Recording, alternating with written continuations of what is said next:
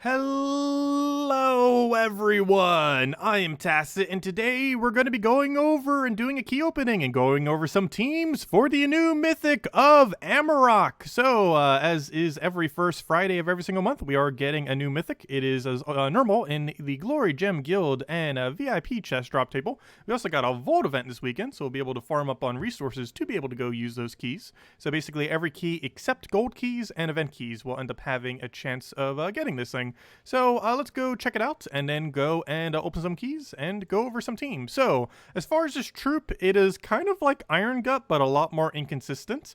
It gets to deal some damage to an enemy, and there's a 2% chance that it will devour them. However, obviously that's insanely low, but is boosted by red gems and burning enemies, meaning you'll basically want to have as many red gems on the board as possible. So basically any of the things that can like double red, create red, transform red, basically anything like that, red gem related, you will generally want to be synergizing with this troop. And it also gets to if the enemy dies, gets to create 9 red gems. So basically, if it gets to proc its Devour, it then gets to go and have a chance to gain pretty much all of its mana back, because if you had enough reds on the board that you had a chance to actually devour them, because you'd be at like a 50-ish% or so, you would probably get full mana again in another attempt. This is probably not going to be used too much, mainly because it is extremely luck-based. However, it can quite literally devour an entire team out pretty much instantly, and I do say pretty much anything as well, because it actually has stun.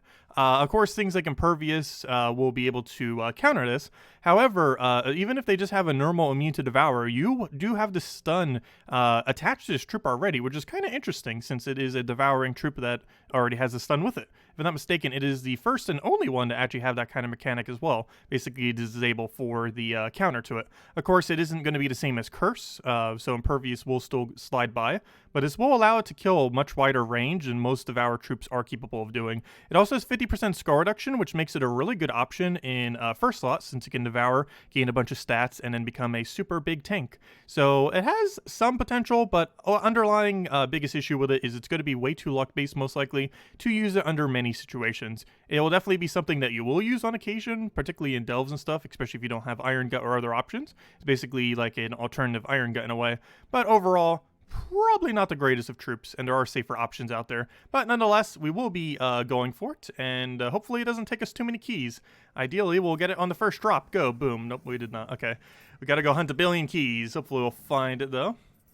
Only a matter of time. I don't think there's anything else in the drop table we really even need either, so we're pretty much just hunting the Mythic, and nothing else whatsoever. So hopefully it doesn't burn through too many thousands of keys. As long as we can get under like 1,000 gems, I'd be happy. Or gem keys, I should say.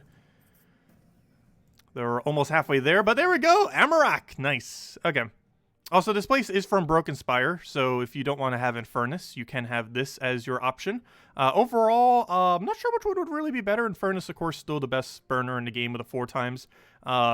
This is more for upscaling, whereas Infernus is better against similar leveled stuff, like PvP kind of situations.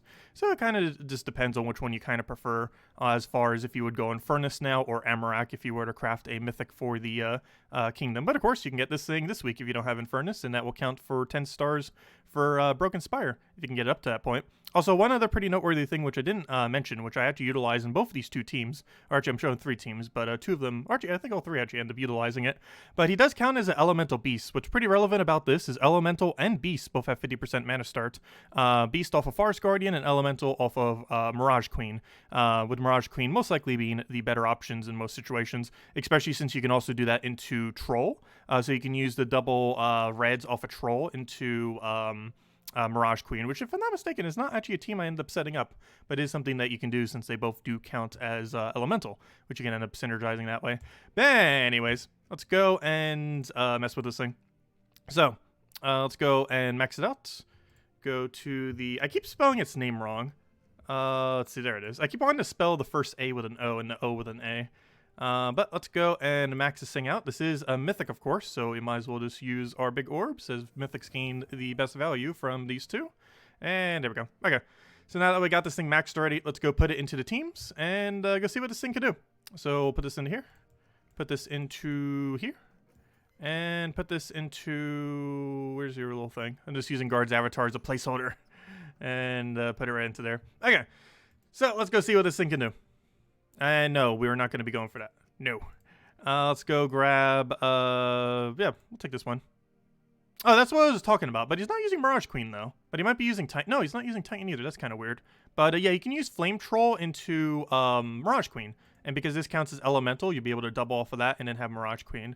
You didn't end up utilizing that, oddly enough. Though I also didn't build any teams around it either, even though I'm mentioning it. But anyways, we're using Slayer class right now. Slayer class probably going to be one of the bigger synergies. It has a lot of things that can synergize with it.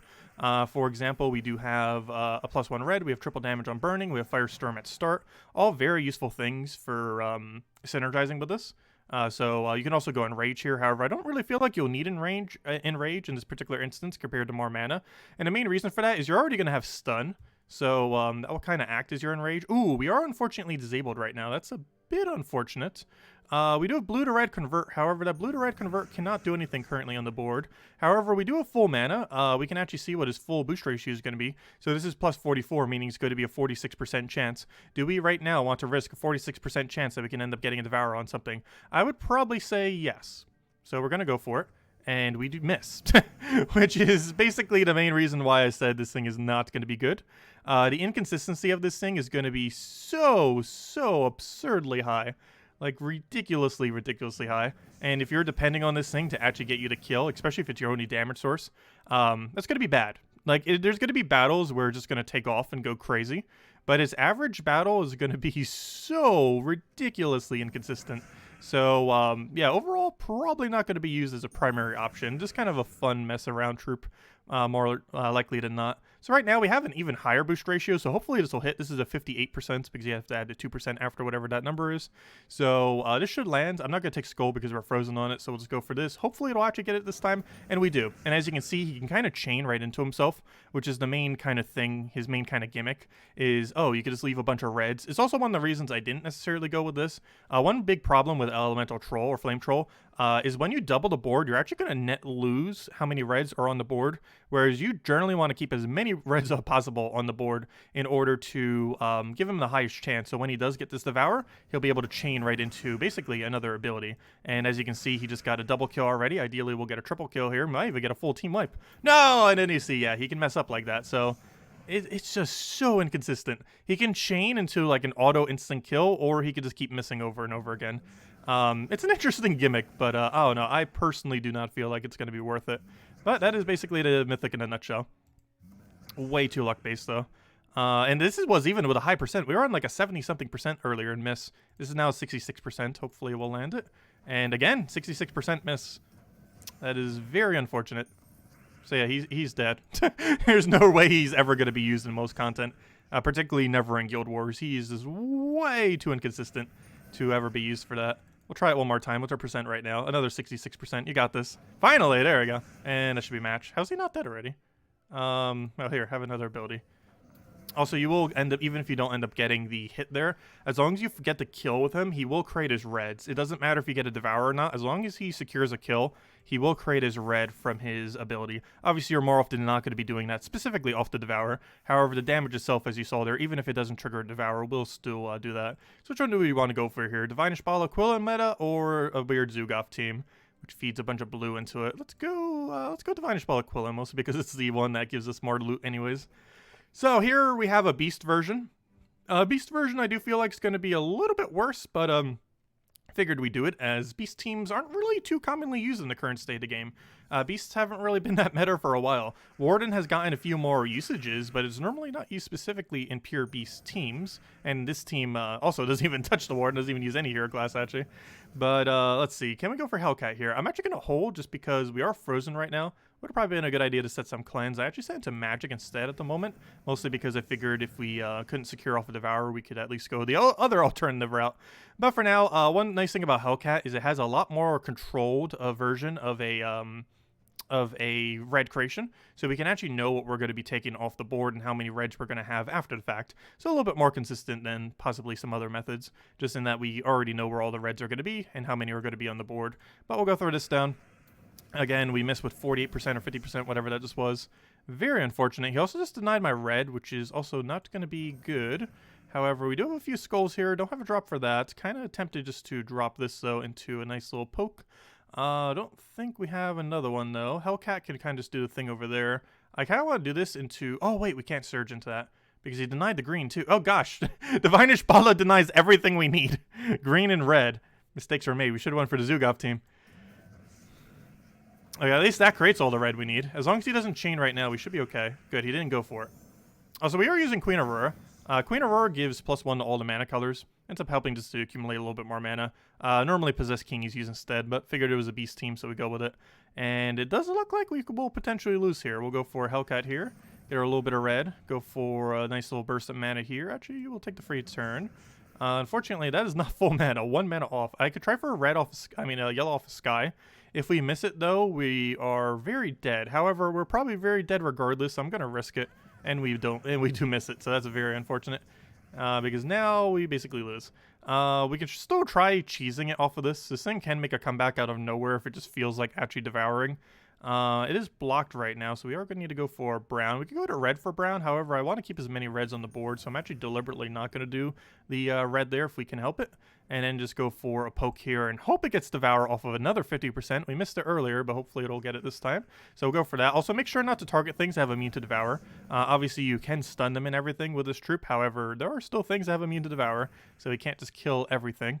But it does look like we are going to lose this, so unfortunate. Actually, I don't know. We could still try getting full mana. It's very unlikely at this point. He does have 50% score reduction, so if we really had to, we can kind of tank it out a little bit there. We'll still try it out, though. We'll go all the way. No quitting this time. Let's see. We'll take the yellow over. Oh, I should have taken out the 1 convert thingy. At least he went for Forest Guardian there, which is a lot less of a deal than if he would have went for our main Mythic here to try to win off of. So Forest Guardian, given that it's entangled, probably isn't worth even casting right now. So we're just going to skip on that. I am going to go for the skull, not because we do any damage, but mostly to make sure he doesn't do any damage to us. So that doesn't end up happening. We don't really... actually, we do have a good drop there. We'll take that for full mana. Not sure if we're going to have enough red to make this work. He brings us to 1 HP and takes it out. No! Very unfortunate. And here's a life and death team. This should also probably fail against due to the fact that it has an Impervious and a Bless. Since if they have Bless, you can't stun it, and Impervious cannot be stunned, so you can only really do it to 2 of them, effectively. However, once you get your Devour, you'd kind of be a little bit bigger from there, so you could technically put in first and kind of do it from there. So I guess we'll make that slight little shift. This one is normally going to run with Slayer for the triple damage burning thing. However, I think we're going to try it with first slot here, just to see if we can kind of devour it out and see how that goes. We'll give it a shot. But overall, not a huge fan of this Mythic. I don't feel like it's really going to be used for anything at all. It's a cool concept, and I do like that aspect of it. However, it's just not going to be viable for anything. Or at least that's the way it seems. Let's see. You have, let's see if I can actually remember what your convert is. I know it's something to red. Why did I forget your other color? I believe it's brown to red. Yes, because you used it as a brown counter. So we'll move that over. Take the other one over. Unfortunately, we don't really need the manas at the moment. And can't really get a good Leprechaun on the board either. I'll take that for now. We do have a blue drop there, so I guess we'll grab that since it's full mana anyways. One reason you might notice I'm using Anu Scepter, I haven't really gotten to show it off in the other battle, but you can basically thin out the board in order to have it concentrate the reds a little bit better. Haven't really had a good opportunity to use it yet, but we might end up getting it this battle. Also, one interesting thing, we actually got a stun on Hero before it got Bless. So we can actually directly go for the Hero, because this also disables Stealthy. This random stun can end up hitting the Stealthy off of this. So if you can end up killing Life and Death before it gets a Bless, this will actually be a pretty effective way to deal with it. However, you're completely basing it off of luck, and we have a 54% chance go. No! This thing is such dead content. Why? Why must he be so? Okay, we'll try it again. What's his percent chance now? You better not fail. You have another 54% chance. You got this. Also, we don't end up gaining attack here, even if we get the Devour. Not like we're going to get the Devour. But, oh, I can't drop that properly. I was going to say we could double the purple down into red, but nope. I don't think there's anything else creative that we can do with it. Doesn't look like it. We can just spam into a color. I think we might just go for a Leprechaun Clear there, though. And then get that going. So that does feed us back to full mana. I do have to take some reds, though. I don't believe I have an alternative, so I will take those reds. Okay, let's try this again. We have a 62% chance. If you fail now, I have no clue what's up with you. There we go, finally. So after a billion tries, we finally got him Devour. Of course, he doesn't have guarantee extra turn, though, like Irongut. While he does have a pretty good chance that he'll end up chaining the reds, even if you get a kill, that's not guaranteed that he'll actually be able to do anything off of it, because obviously you could just get like a really small amount of mana like we just did again there. So right here, I think we can get something. Let's see. What does yellow look like? Yellow doesn't do too much. Purple... also not too much. I'm trying to see which remove might actually work out the best for us here. I think it might be a green, oddly enough. I'm leaning towards yellow or green. Probably yellow, just so the other mana feeds into it. So we'll go for yellow here. So we got our mana. Didn't end up getting an extra turn off the thing, though, because we did have a chance there off a Sky if both of them would have fell there. But, oh well, we'll try for our Devour chance. Obviously, we cannot do it to the Arachnean Weaver due to the Impervious. Since even stunning it won't be able to go disable it. However, we'll go for this. Obviously, we'll miss the Devour because that's pretty much what this troop does. And let's see. He did get rid of the web pretty much immediately, though that doesn't really help much unless they're actually in kill range. Which, though, then again, with bleed into burn, you theoretically could chip them into kill range. Though that would take a while in endgame because stats are so ridiculously high relative to what those effects do. But you could theoretically, especially earlier in the game, this is set up to be an earlier game team, as I mentioned in the title of the team, cheaper team. It is meant more towards early game, and bleed and burn mechanic is a lot better earlier on in the game at chipping them down into kill range than obviously later in the game, since those effects do not scale. Okay, so there we go. And one of the reasons for using this in first slot is, boom, we take a skull and then it dies. Instead of using Slayer there. Obviously, you can use Slayer in order to do the triple damage to burning, but I figured for that one, due to the amount of immunities that existed, it would have been a little bit better going that way. And it did end up going through. Kind of funny that the cheap team actually ended up winning, but the mid-range Beast team didn't. Just shows how unmeta Beasts are right now. They've been pretty bad for a while. They were a little meta a couple of years back. Like around the time when like Grim Woods got buffed and stuff like that, and a little bit after. But lately, Beasts have been pretty bad, other than Warden coming back into a couple teams and stuff. But overall, as far as my impressions on this Mythic, it seems pretty bad. Compared to Infernus, you can justify getting it compared to Infernus. Infernus is a lot better in like PvP situations. However, Stun Burn off of its trait, even if you're not necessarily using him too much for his ability, is still a pretty decent ability. It's not like a 4 times burn, but the extra stun that it has on it definitely makes it better than just a normal stunner, like compared to Corvash. While the double mana drain on Corvash would still be pretty useful. There's a lot of utility in having this stun burn. One other pretty nice thing about stun burn combo, which I didn't actually show too much with these, as most of these teams were based more so on the Mythic rather than on a specific other element. But if you were specifically trying to go and, let's say, build around entirely a 3 times damage burning build, we kind of did that slightly for the first team, but you have stun, so you can run Slayer or something similar and run triple burning with it and not have to deal with any traits like any score reductions, anythings. Of course, many of these do have Enrage. However, there are some things that have triple damage to burning, or quite a few of them, that do not have Enrage as an option. So you can end up using one of their better options, like maybe Dispel or something, and then end up going down that route. Like, for example, I believe with Dragon Guard, you can go Dispel into the high score reduction and then still have the stun, which normally you wouldn't use it as often just because it doesn't have Enrage, but you could basically use the stun off this Mythic as your Enrage option. So for stuff like that, it might be used. I feel like it's more so going to be used as a utility troop. It is not going to be used as your main damage source. It is way too luck-based to ever be used as your main damage source. Overall, should you go for this Mythic? I'd probably attempt for it slightly, but I wouldn't overspend to try to get this thing. There are definitely way better options in the game. Most notably, just get Irongut. Irongut is still vastly superior to this thing due to how much higher its consistency is. If you're looking for a troop like this, just go Irongut and just ignore this one.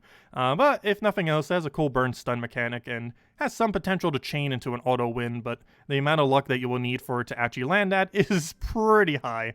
But anyways, guys, I'll wrap it up for this video. If you still have any other questions, feel free to leave it in the comment section below. All the teams I did during this video will be in the comment section below as well.